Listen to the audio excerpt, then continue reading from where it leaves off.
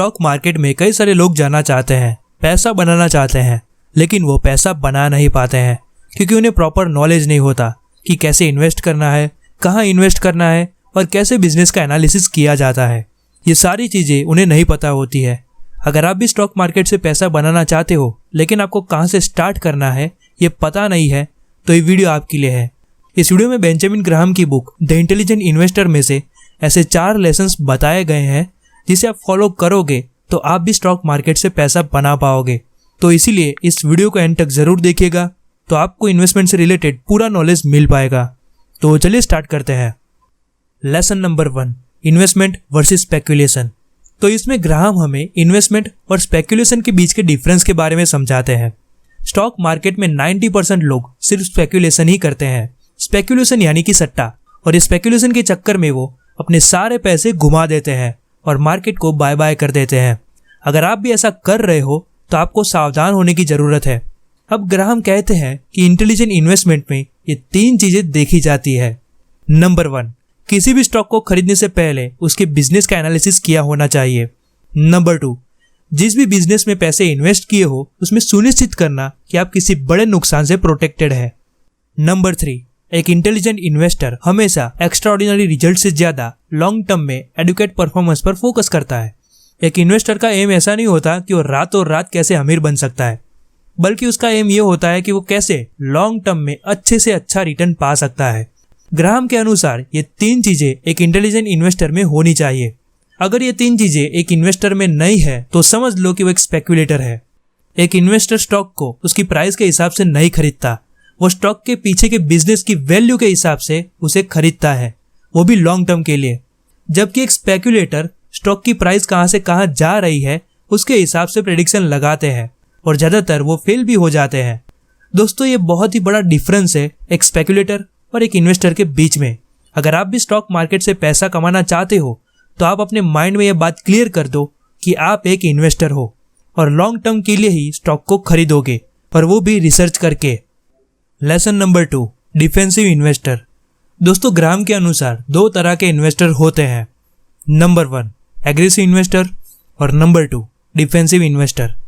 अगर आप खुद एक्टिव रह के म्यूचुअल फंड, स्टॉक्स और बॉन्ड्स की रिसर्च करते हो, एनालिसिस करते हो और उसके हिसाब से अपनी इन्वेस्टमेंट करते हो तो आप एक एग्रेसिव इन्वेस्टर हो, लेकिन इसमें टाइम और एनर्जी ज्यादा लगती है। दूसरा है डिफेंसिव इन्वेस्टर। इसमें आपकी थोड़ी बहुत रिसर्च और फाइनेंशियल प्लानर की एडवाइस लेके आप इन्वेस्टमेंट करते हो, जिसमें ज्यादा टाइम और एनर्जी कम लगती है, लेकिन इसमें आपको बहुत ही एक्सट्रीम रिजल्ट नहीं मिलेंगे। ग्राहम कहते हैं कि दोनों की दोनों अप्रोच स्मार्ट है, लेकिन इसमें सक्सेसफुल होने के लिए सिर्फ एक अप्रोच पर आपको फोकस करना होगा जो आपको ज्यादा सूट करता हो। तो दोस्तों, अब बात करते हैं कि एक डिफेंसिव इन्वेस्टर को कैसे स्टॉक को सिलेक्ट करना चाहिए। तो उसके लिए 6 क्राइटेरिया है।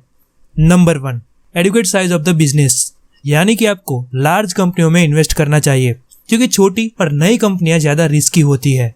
नंबर 2, स्ट्रॉन्ग फाइनेंशियल कंडीशन, यानी कि कंपनी के करंट एसेट्स उसकी करंट लायबिलिटीज से ज्यादा होने चाहिए, यानी कि 2/1 का करंट रेशियो होना चाहिए।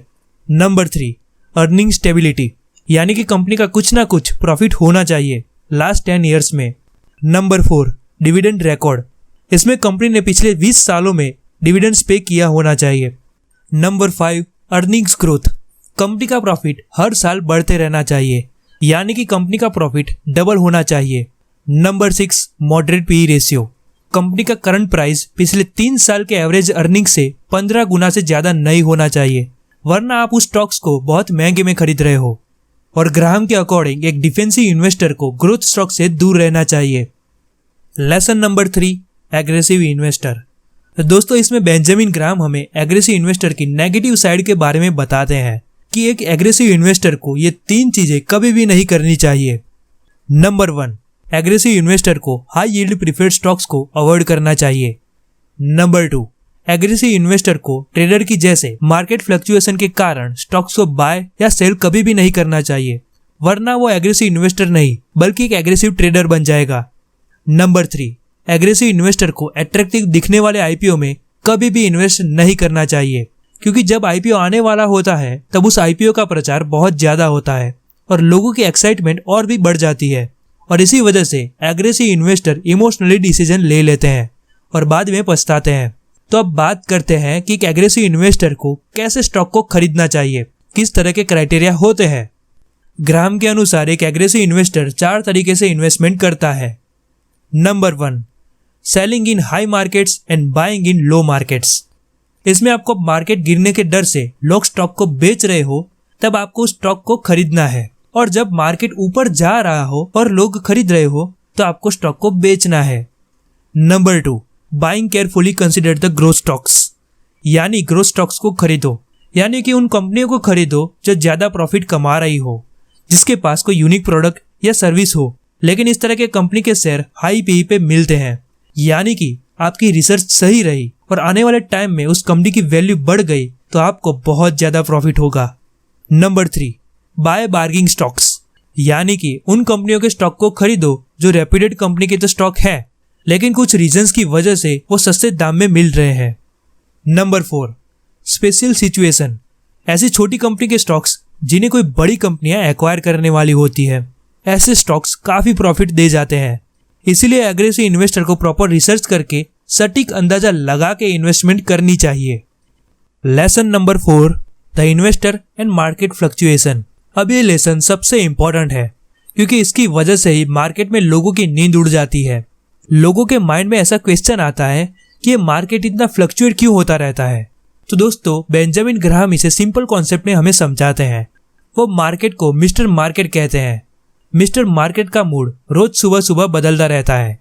जब उसका मूड अच्छा होता है तो वो स्टॉक की प्राइस ज्यादा बताता है, यानी कि वो 50 रुपए के शेयर को 200 रुपए में देने के लिए तैयार हो जाता है। और अगर मार्केट का मूड खराब होता है तो वो 50 रुपए के शेयर को 15 रुपए में ऑफर करता है। अब कोई इंटेलिजेंट इन्वेस्टर होगा तो वो ये करेगा कि जब उसका मूड अच्छा होगा तो वो 50 से 200 रुपए होने वाले शेयर को बेच देगा, और अगर उसका मूड खराब है तो वो 50 से 15 रुपए होने वाले शेयर को खरीद लेगा। लेकिन ज्यादातर लोग उसका उल्टा करते हैं। जब मार्केट का मूड अच्छा होता है तो लोग स्टॉक को खरीद लेते हैं, और जब मार्केट का मूड खराब होता है तो लोग स्टॉक को बेच देते हैं। बेंजामिन ग्राहम कहते हैं कि अगर आपको एक डिफेंसिव इन्वेस्टर बनना है तो मार्केट को भूल जाओ, लॉन्ग टर्म व्यू पॉइंट रखो और आप उस बिजनेस पर ध्यान दो जिसमें आपने इन्वेस्ट किया हो, ना कि मार्केट के मूड पर। तभी आप एक सक्सेसफुल इन्वेस्टर बन पाओगे। तो दोस्तों, ये थे कुछ 4 लेसन्स जो मैंने द इंटेलिजेंट इन्वेस्टर बुक में से बताए हैं। अगर आपको ये बुक परचेस करनी है तो इस बुक की लिंक मैंने डिस्क्रिप्शन में दे दी है। और अगर आपको ये वीडियो अच्छी लगी है तो इसे लाइक कर दीजिएगा और इस चैनल को भी सब्सक्राइब कर दीजिएगा, ताकि इस तरह की बुक समरीज वीडियो आपको मिलती रहे। तो फाइनली, धन्यवाद।